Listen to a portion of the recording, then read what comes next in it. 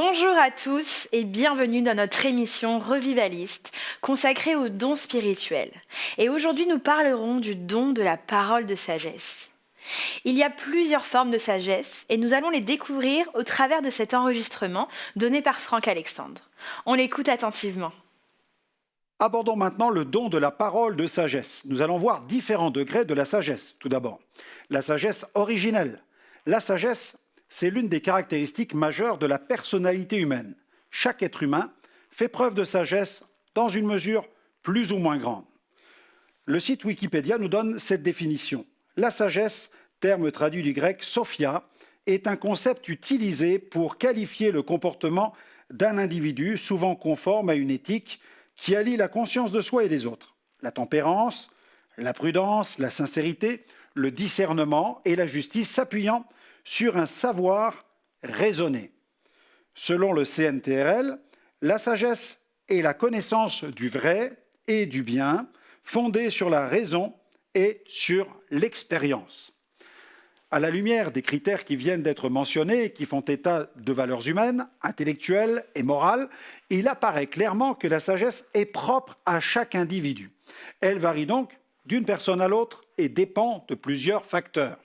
Mais notons aussi que l'être humain n'est pas la seule créature à avoir été dotée de sagesse par le Créateur, car même les animaux font preuve de sagesse dans leur domaine, d'une sagesse tout à fait particulière. D'ailleurs, par la voix de sa parole, le Créateur nous invite à les observer et même à nous en inspirer. Il est clair que les animaux font preuve de davantage de bon sens dans certaines situations que l'être humain. Mais là encore, la sagesse varie d'une espèce à l'autre.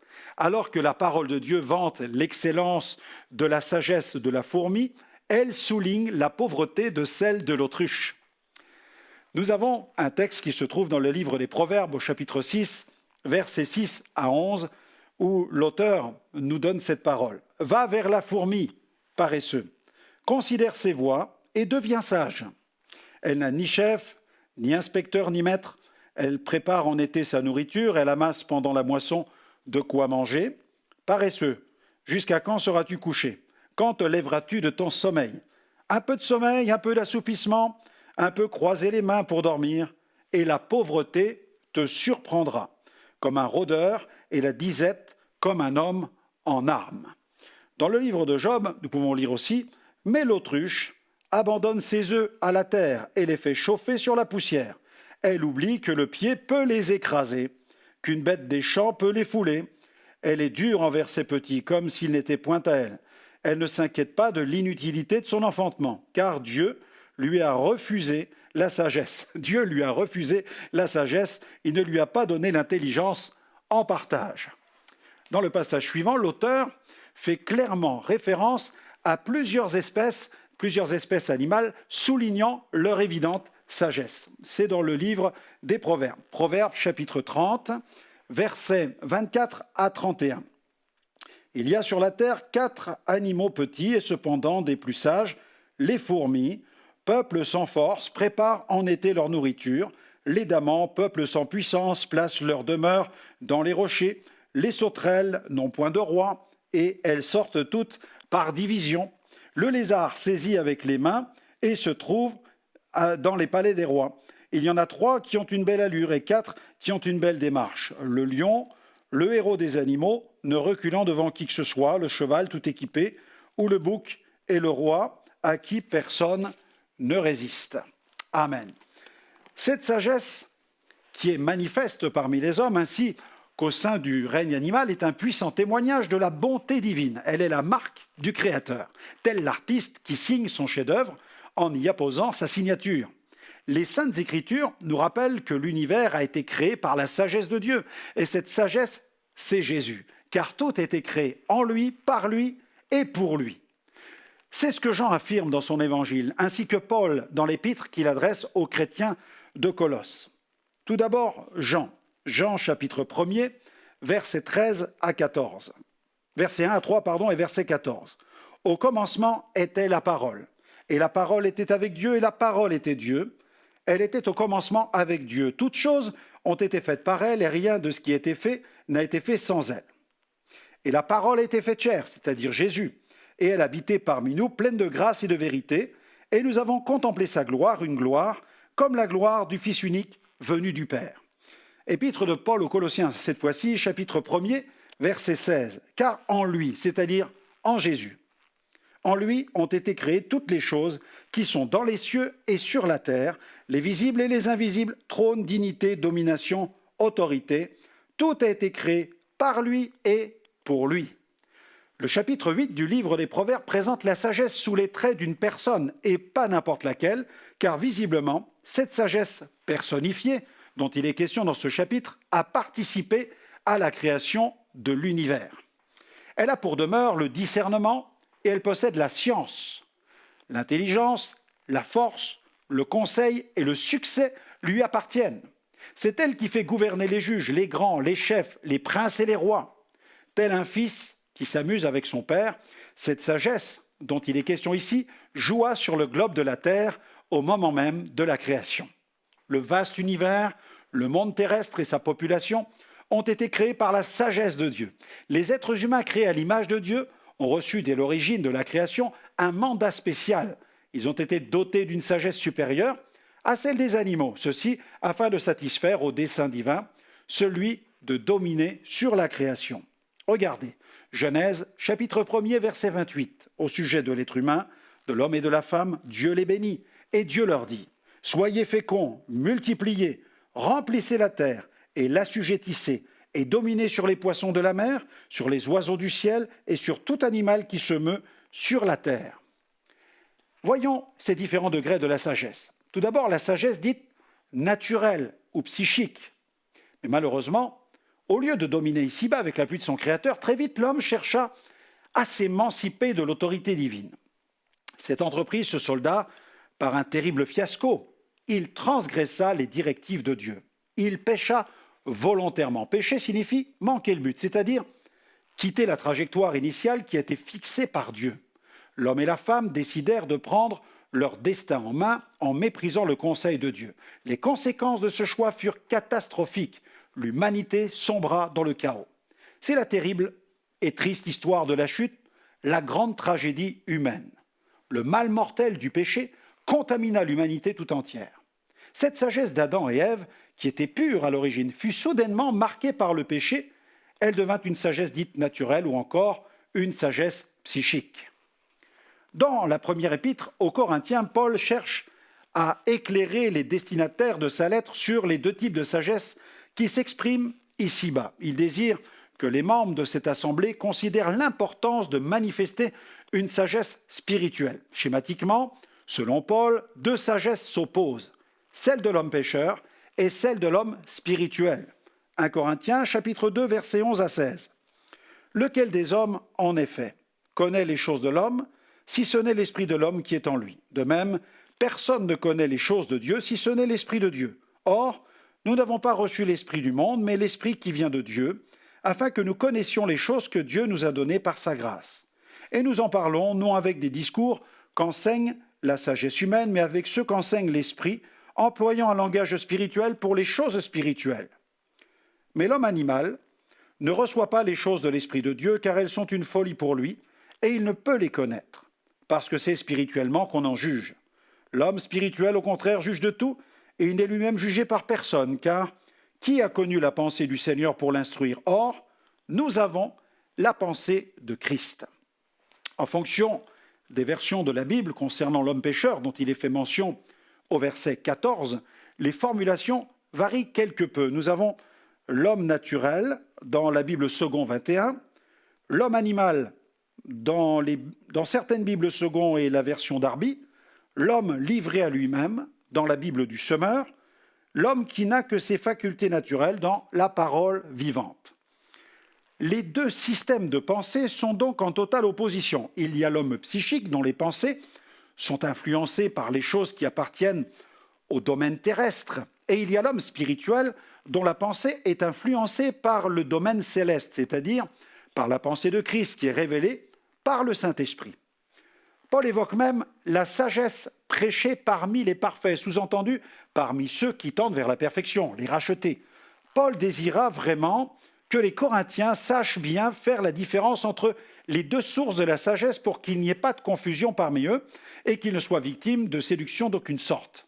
Dans l'épître qu'il a adressée aux chrétiens de Rome, il a dressé le tableau noir des conséquences dévastatrices de cette sagesse qui est terrestre. Romains, chapitre 1er, versets 18 à 22. La colère de Dieu se révèle du ciel contre toute impiété et toute injustice des hommes qui retiennent injustement la vérité captive, car ce qu'on peut connaître de Dieu est manifeste pour eux, Dieu le leur ayant fait connaître. En effet, les perfections invisibles de Dieu, sa puissance éternelle et sa divinité se voient comme à l'œil depuis la création du monde quand on les considère dans ses ouvrages. Ils sont donc inexcusables, puisqu'ayant connu Dieu, ils ne l'ont point glorifié comme Dieu et ils ne lui ont point rendu grâce. Mais ils se sont égarés dans leurs pensées et leur cœur sans intelligence a été plongé dans les ténèbres. Se vantant d'être sages, ils sont devenus fous.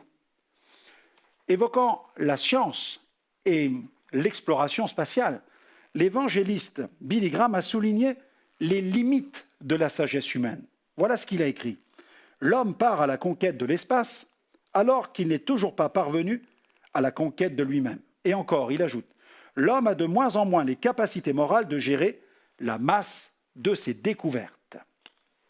Il y a aussi une autre sagesse, la sagesse spirituelle. Mais la parole de Dieu exalte cette autre sagesse, celle qui vient d'en haut, celle dont la source se trouve en Dieu et en sa parole. Elle est spirituelle. Jacques a évoqué cette sagesse dans son épître et il nous invite à la rechercher. Jacques chapitre 1er, versets 5 à 8. Il dit « Si quelqu'un d'entre vous manque de sagesse, qu'il la demande à Dieu, qui donne à tous simplement et sans reproche, elle lui sera donnée, mais qu'il la demande avec foi, sans douter. Car celui qui doute est semblable au flot de la mer, agité par le vent et poussé de côté et d'autre, qu'un tel homme ne s'imagine pas qu'il recevra quelque chose du Seigneur. C'est un homme irrésolu, inconstant dans toutes ses voies. » Cette sagesse, comme l'enseigne l'apôtre Jacques, est donnée par Dieu lui-même. Elle vient donc d'en haut. Elle s'obtient au travers d'une relation intime et permanente avec le Père. Les propriétés de cette sagesse sont évidentes. Toujours, selon Jacques, chapitre 3, verset 17, il dit « La sagesse d'en haut est premièrement pure, ensuite pacifique, modérée, conciliante, pleine de miséricorde et de bons fruits, exempte de duplicité et d'hypocrisie. Elle est le fruit de l'action pénétrante de l'Esprit qui déverse dans nos cœurs les vertus du royaume de Dieu. Elle influence notre conduite afin de nous amener à glorifier Dieu. Elle nous permet aussi de disposer d'un discernement spirituel aiguisé. Jacques chapitre 3, verset 16. « Lequel d'entre vous est sage et intelligent? Qu'il montre ses œuvres par une bonne conduite, avec de la douceur et de la sagesse. » Comme l'enseigne Paul, cette sagesse est un privilège accordé à l'Église. Elle fait la gloire de l'Église des rachetés, car elle est divine. Elle a traversé les siècles, elle défie la raison humaine. La vraie foi en Jésus introduit le racheté dans une communion tellement intime avec le Père qu'il bénéficie de l'accès à ce vaste domaine de la révélation divine, touchant à la dispensation de la grâce. Matthieu chapitre 11, verset 25. En ce temps-là, Jésus prit la parole et dit « Je te loue, Père, Seigneur du ciel et de la terre, de ce que tu as caché ces choses aux sages et aux intelligents, et de ce que tu les as révélées aux enfants. » Ces choses cachées qui sont révélées à l'enfant de Dieu touchent à l'illumination intérieure concernant le caractère et la nature de Dieu, mais aussi sa volonté et son dessein.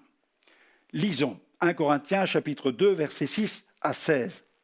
Cependant, c'est une sagesse que nous prêchons parmi les parfaits, sagesse qui n'est pas de ce siècle, ni des chefs de ce siècle qui vont être anéantis. Nous prêchons la sagesse de Dieu, mystérieuse et cachée, que Dieu, avant les siècles, avait destinée pour notre gloire, sagesse qu'aucun des chefs de ce siècle n'a connue, car s'ils l'eussent connue, ils n'auraient pas crucifié le Seigneur de gloire. Mais comme il est écrit, ce sont des choses que l'œil n'a point vues, que l'oreille n'a point entendues et qui ne sont point montées au cœur de l'homme, des choses que Dieu a préparées pour ceux qui l'aiment. Dieu nous les a révélées par l'Esprit, car l'Esprit sont de tout, même les profondeurs de Dieu. Lequel des hommes, en effet, connaît les choses de l'homme, si ce n'est l'Esprit de l'homme qui est en lui? De même, personne ne connaît les choses de Dieu, si ce n'est l'Esprit de Dieu. Or, nous n'avons pas reçu l'Esprit du monde, mais l'Esprit qui vient de Dieu, afin que nous connaissions les choses que Dieu nous a données par sa grâce. Et nous en parlons non avec le discours des discours qu'enseigne la sagesse humaine, mais avec ceux qu'enseigne l'esprit, employant un langage spirituel pour les choses spirituelles. Mais l'homme animal ne reçoit pas les choses de l'Esprit de Dieu, car elles sont une folie pour lui. Et il ne peut les connaître, parce que c'est spirituellement qu'on en juge. L'homme spirituel, au contraire, juge de tout, et il n'est lui-même jugé par personne. Car qui a connu la pensée du Seigneur pour l'instruire? Or, nous avons la pensée de Christ. Cette sagesse spirituelle ne peut en aucun cas maintenir le statu quo. Elle nous préserve de l'inertie. Elle nous pousse à agir, à accomplir une œuvre dans laquelle le Saint-Esprit préside aux opérations. Paul exhorta le jeune serviteur Timothée en ce sens. 2 Timothée, chapitre 1er, versets 6 à 10. « C'est pourquoi je t'exhorte à ranimer le don de Dieu que tu as reçu par l'imposition des mains. Ce n'est pas un esprit de timidité que Dieu nous a donné, mais un esprit de force, d'amour et de sagesse. N'aie donc point honte du témoignage à rendre à notre Seigneur, ni de moi son prisonnier, mais souffre avec moi pour l'Évangile, par la puissance de Dieu qui nous a sauvés et nous a adressé une sainte vocation, non à cause de nos œuvres, mais selon son propre dessein et selon la grâce qui nous a été donnée en Jésus-Christ avant les temps éternels et qui était manifestée maintenant par l'apparition de notre Sauveur Jésus-Christ, qui a détruit la mort et a mis en évidence la vie et l'immortalité par l'Évangile. Voyons un autre degré de sagesse, la sagesse surnaturelle. Paul mentionne la parole de sagesse parmi les dons spirituels. Il ne s'agit nullement d'une collecte de versets bibliques qui seraient appropriés dans telle ou telle situation, ni de l'expérience spirituelle que l'on acquiert au fil de la marche chrétienne. Même s'il y a de la sagesse dans toutes ces choses, un don spirituel, charisma, est une manifestation du souffle de l'esprit, pneumatikos. Un tel don est donc une manifestation de la grâce générée par le souffle de l'Esprit Saint. Alors qu'une parole de connaissance donne accès à des fragments de l'omniscience divine, la parole de sagesse, quant à elle, permet de libérer des fragments de cette sagesse que seul Dieu possède. La parole de sagesse est un don de l'Esprit. Elle libère la sagesse divine, tellement utile aux croyants. Elle nous offre cette sagesse touchant au savoir-être et au savoir-faire selon l'Esprit. Au moyen de ce don, le Père bienveillant permet à l'Église d'avoir accès à des modus operandi divins. Ce don peut impacter le cœur de personnes qui ne connaissent pas Christ et qui se présentent dans des réunions évangéliques. Notons bien qu'il s'inscrit en droite ligne dans la catégorie des dons de révélation.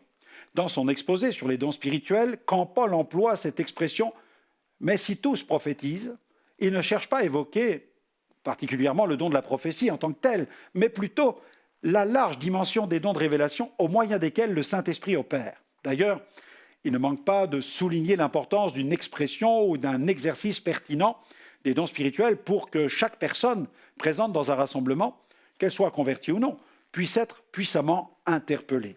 1 Corinthiens, chapitre 14, versets 23 à 26. Si donc, dans une assemblée de l'Église entière, tous parlent en langue, et qu'il survienne des hommes du peuple ou des non-croyants, ne diront-ils pas que vous êtes fous? Mais si tous prophétisent, et qu'il survienne quelques non-croyants ou un homme du peuple, il est convaincu par tous. Il est jugé par tous. Les secrets de son cœur sont dévoilés, de telle sorte que, tombant sur sa face, il adorera Dieu et publiera que Dieu est réellement au milieu de vous. Que faire donc, frères? Lorsque vous vous assemblez, les uns ou les autres parmi vous ont-ils un cantique, une instruction, une révélation, une langue, une interprétation? Que tout se fasse pour l'édification. S'il arrive assez souvent qu'il y ait confusion entre le don de la parole de connaissance et le don de la parole de sagesse, notons qu'ils sont bien distincts l'un de l'autre, même s'ils entrent tous les deux dans le domaine des dons de révélation. Donald G. a écrit « Le lien entre les dons spirituels et la parole de connaissance et celui de la sagesse est si intime qu'il y a une réelle difficulté pour beaucoup lorsqu'il s'agit d'en définir clairement la différence. Généralement, la manifestation de la parole de connaissance crée la surprise, l'étonnement et même la stupéfaction chez celui qui le reçoit, alors que la parole de sagesse contribue à transmettre la sagesse qui fait défaut au destinataire du don spirituel. Elle lui communique des éléments d'éthique, de justice, des directives invitant à la patience, à l'observation d'une conduite particulière. Voici une simple illustration qui permet de bien faire la différence entre les deux dons, celui de la parole de sagesse et la parole de connaissance. Prenons l'exemple du médecin et de son patient. La connaissance des diverses maladies permet aux médecins de poser le bon diagnostic. C'est la connaissance. Mais la sagesse va lui permettre de prescrire le bon remède qui lui permettra de se relever. C'est la sagesse. Voyons maintenant un autre degré de sagesse. La sagesse charnelle et diabolique. Malheureusement, la sagesse du croyant peut devenir charnelle et celle de l'homme irrégénéré peut, dans certaines situations, s'avérer véritablement diabolique. Jacques chapitre 3, versets 14 à 18. Mais si vous avez dans votre cœur un zèle amer et un esprit de dispute, ne vous glorifiez pas et ne mentez pas contre la vérité. Cette sagesse n'est point celle qui vient d'en haut, mais elle est terrestre, charnelle, diabolique. Car là où il y a un zèle amer et un esprit de dispute, il y a du désordre et toutes sortes de mauvaises actions. La sagesse d'en haut est premièrement pure, ensuite pacifique, modérée, conciliante, pleine de miséricorde et de bons fruits, exempte de duplicité et d'hypocrisie. Le fruit de la justice est semé dans la paix par ceux qui recherchent la paix. L'Église est parfois le théâtre de conflits internes où certains cherchent à occuper des places pour exercer une sorte de pouvoir sur les membres de la communauté. Il y a bien du zèle, mais il arrive que celui-ci ne soit pas pur. On joue des coudes, on s'accroche, on se dispute, chacun cherche à avoir raison et à faire adopter par l'ensemble sa conviction personnelle. Jacques est ferme sur cette question. À ses yeux, ce genre de sagesse tire sa source de la chair. Pire encore, il dénonce certains comportements dont Satan est à l'origine, ceci entraînant des dissensions et des divisions au sein du peuple de Dieu. À l'instar de Paul qui réclame de chaque racheté qu'il crucifie sa chair et qu'il marche selon l'esprit, Jacques nous indique une seule issue valable à ce dilemme, la vie de l'esprit. Jacques chapitre 4, versets 7 à 10. Soumettez-vous donc à Dieu, résistez au diable, et il fuira loin de vous. Approchez-vous de Dieu, et il s'approchera de vous. Nettoyez vos mains, pécheurs. Purifiez vos cœurs, hommes irrésolus. Sentez votre misère. Soyez dans le deuil et dans les larmes. Que votre rire se change en deuil et votre joie en tristesse. Humiliez-vous devant le Seigneur, et il vous élèvera. Oui, nous vous encourageons à rechercher la sagesse qui vient d'en haut au travers d'une relation intime et permanente avec le Père. Que Dieu vous bénisse. Dans l'esprit de beaucoup, la parole de sagesse apparaît bien trop souvent comme un don plutôt passif, alors qu'il n'en est rien. Ce don contribue non seulement à consolider notre foi dans certaines situations, mais aussi à maximiser l'impact de notre service pour Dieu. Dans ce livre, non seulement Franck Alexandre expose les différents domaines de la sagesse, mais il nous invite aussi à aspirer au don spirituel de la parole de sagesse. Il nous partage aussi quelques expériences incroyables vécues en rapport avec ce charisme dont l'impact a permis à un grand nombre de trouver le chemin du salut.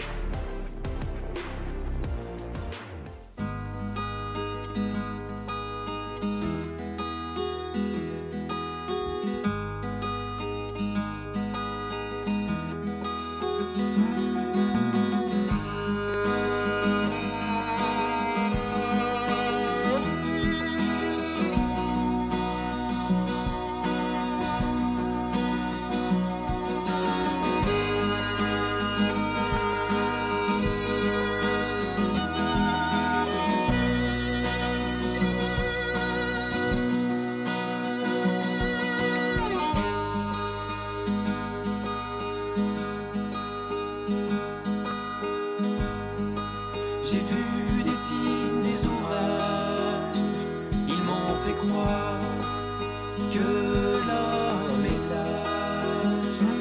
Et j'ai vu un orgueil acéré, l'évidence d'une fierté qui fait rage. Et j'ai compris derrière le masque